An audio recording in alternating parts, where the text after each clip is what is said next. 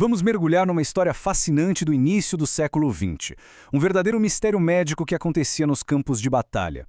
Os médicos da época começaram a perceber que as feridas mais profundas, aquelas que realmente incapacitavam, simplesmente não deixavam marca nenhuma no corpo. E é essa jornada para entender e curar essas cicatrizes invisíveis que a gente vai explorar hoje. Pois é, essa citação aqui resume perfeitamente o quebra-cabeça que os médicos da Primeira Guerra Mundial tinham nas mãos. Imagina a cena. Eles viam os soldados que saíam da linha de frente sem um arranhão, mas completamente destruídos por dentro. E, ao mesmo tempo, outros que tinham ferimentos gravíssimos pareciam estar psicologicamente intactos. A lógica de causa e efeito que eles conheciam simplesmente não se aplicava. E para esse paradoxo, a medicina da época deu um nome: neurose de guerra.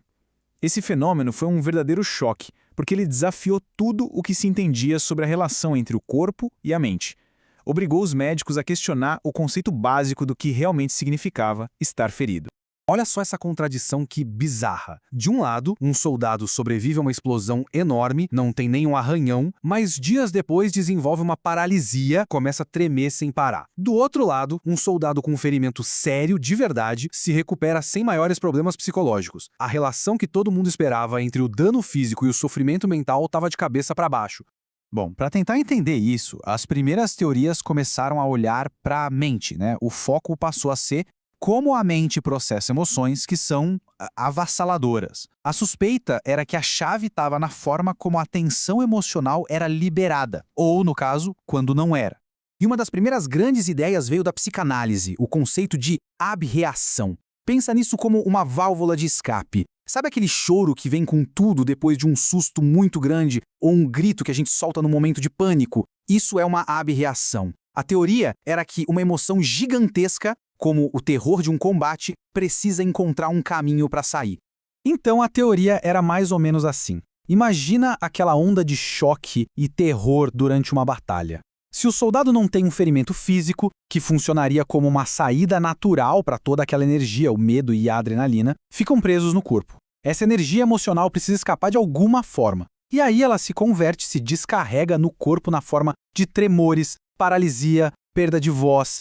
Só que tinha um detalhe que não encaixava muito bem nessa teoria da descarga imediata. Um detalhe crucial: o tempo. O colapso muitas vezes não acontecia na hora, existia um atraso, um delay. E essa lacuna de tempo se tornou uma peça fundamental no quebra-cabeça.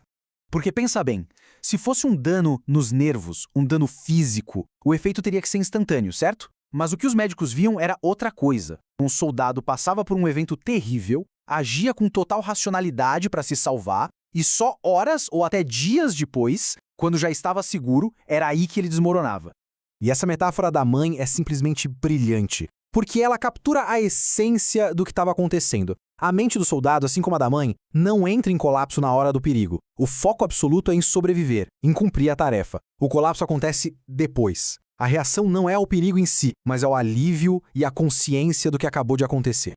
Do ponto de vista da psicoterapia moderna, isso que a gente vê é um mecanismo de sobrevivência extraordinário. A mente, de forma muito inteligente, adia o processamento emocional. Trata o colapso como um luxo que só pode acontecer quando a segurança está garantida. É o cérebro definindo prioridades. Primeiro sobreviver, depois a gente lida com o estrago. Então tudo apontava para uma causa psicológica. Mas numa era em que a medicina confiava no que era físico, no que era visível, como provar isso? Como provar que a ferida estava na mente e não no corpo? Era preciso uma prova que ninguém pudesse contestar. Essa era a pergunta de $1 milhão. A questão que dividia todo mundo. Sem uma lesão que desse para ver, era muito fácil simplesmente descartar os sintomas. Chamar de fingimento, de covardia. Como provar, de forma definitiva, que um braço paralisado era resultado de um trauma mental e não de um dano neurológico que ninguém conseguia encontrar? E a prova veio com os experimentos de um médico chamado Nane. O que ele fez foi revolucionário. Ele usou hipnose e conseguiu algo que parecia mágica. Com uma simples sugestão, um soldado com o braço paralisado de repente conseguia movê-lo. E com outra sugestão, a paralisia voltava. Ele podia literalmente ligar e desligar os sintomas só com o poder das palavras. E essa foi a prova irrefutável. A lógica é muito clara. Um dano físico real, uma lesão nos nervos, não se cura e nem reaparece com uma sugestão verbal. Se os sintomas podiam ser controlados por uma ação puramente da mente, então a origem deles só podia ser a mente. A ferida era, sem sombra de dúvida, psicológica. Com essa prova em mãos, a investigação mudou de foco. A pergunta deixou de ser o que e passou a ser como.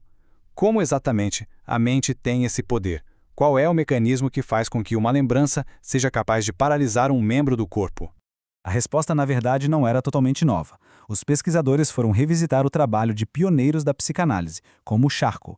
Décadas antes da guerra, eles já tinham estudado e teorizado que o pavor, e principalmente a lembrança do pavor, podiam gerar sintomas físicos bem reais.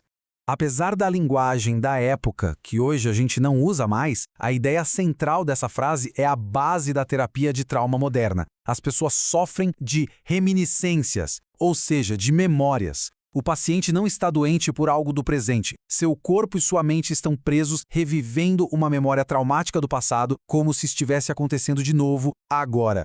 Então olha que incrível. Ao resolver o mistério da neurose de guerra, eles acabaram revelando uma questão muito mais profunda, uma que a gente enfrenta até hoje nos consultórios. Se o sofrimento nasce da memória, como é que a gente cura o passado? Como ensinamos a mente e o corpo que o perigo já foi embora e que eles podem finalmente parar de lutar? Essa jornada, que começou lá nas trincheiras, continua até hoje.